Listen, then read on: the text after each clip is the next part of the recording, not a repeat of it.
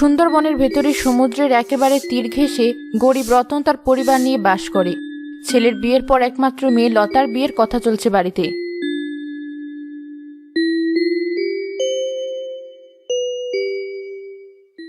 শোনো, আমি কিন্তু তোমাকে আর সময় দিতে পারবো না।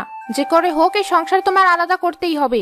তোমার ওই বুড়ো বাবা মা আর অরুণচণ্ডী বোনকে আমি বসিয়ে বসিয়ে খাওয়াতে পারবো না। আহা, আসতে বলো।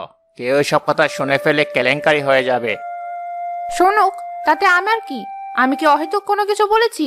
আমার সংসারের চিন্তা কি আমাকে করতে হবে না? সে তো হবে, কিন্তু তাই বলে এখনই? কদিন হয়েছে আমি বিয়ে করেছি। আর কিছুদিন দয়া করে অপেক্ষা করো। তারপর ধীরে ধীরে বাবা মাকে বলে সংসার আলাদা করে নেব। এখন এসব বলে লোকে আমাদেরই খারাপ বলবে। যার যা ইচ্ছে বলুক, ওতে আমার কোনো কিছু যায় আসে না। সমুদ্রে মাছ ধরে সংসার চালাও তুমি, কষ্ট তো আর কম করো না। কিন্তু তোমার পকেটে থাকে কয় টাকা? অতগুলো মানুষকে বসিয়ে খাওয়ালে নিজেদের সংসার আর করা হবে না। তুমি একটু শান্ত হও। আমার কথা না শুনলে আমি কিন্তু বাপের বাড়ি চলে যাব। কি বলছো তুমি এসব? আমি কি একবারও বলেছি তোমার কথা শুনবো না?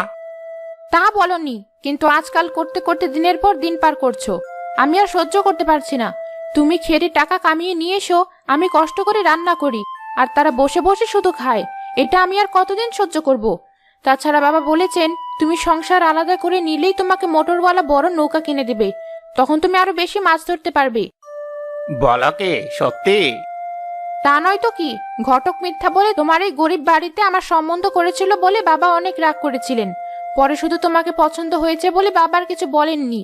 তাই তো বাবাও চাই তুমি সংসার আলাদা করে তাড়াতাড়ি বড়লোক হয়ে যাও। তাই হবে বউ, সত্যি বলছি। তুমি যা বলছো তাই করব আমি। শুধু আর অল্প একটু সময় দাও আমাকে। বেশ, তুমি এত করে বলছো বলে আমিও মেনে নিলাম। কিন্তু বেশি দেরি করলে সত্যি সত্যি আমি বাপের বাড়ি চলে যাব।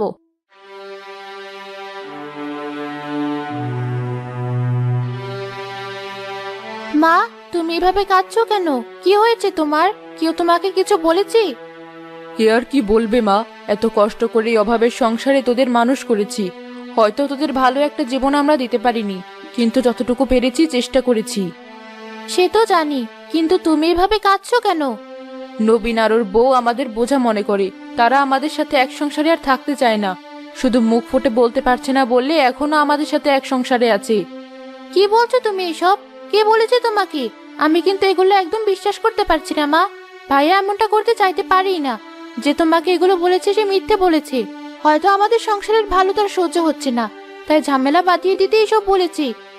অন্য কেউ আমাকে এসব বলেনি। তোর ভাইয়ের ঘরের পাশ দিয়ে আসার সময় আমি তাদের মুখে এসব কথা শুনে এসেছি।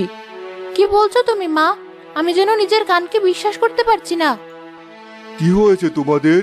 দুই মা মেয়ে মিলে এভাবে কাঁদছো কেন?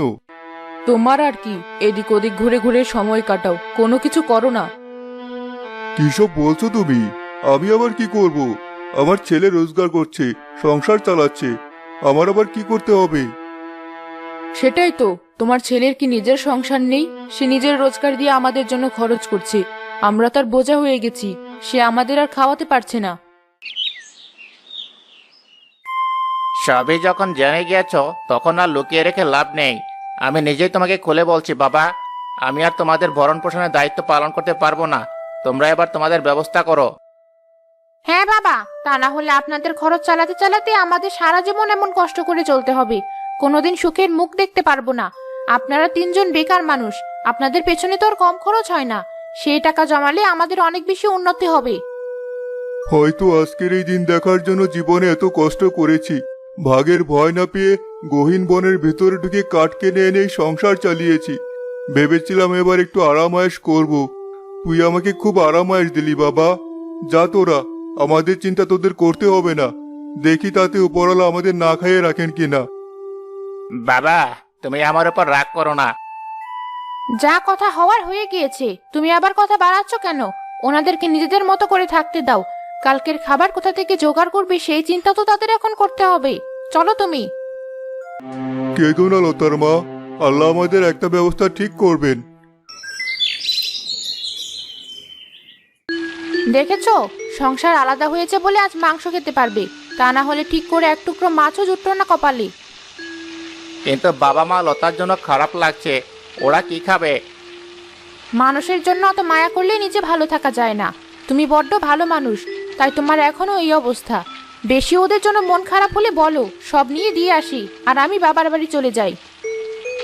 না না, আর বলবো না, তাড়াতাড়ি ঘরে নিয়ে চলো, আমার খিদে পেয়েছে। কতদিন পর আজ মাংস দিয়ে ভাত খাবো। এই তো লাইনে এসেছে, চলে যাওয়ার এমন ভয় দেখিয়েই রাখতে হবে ওকে।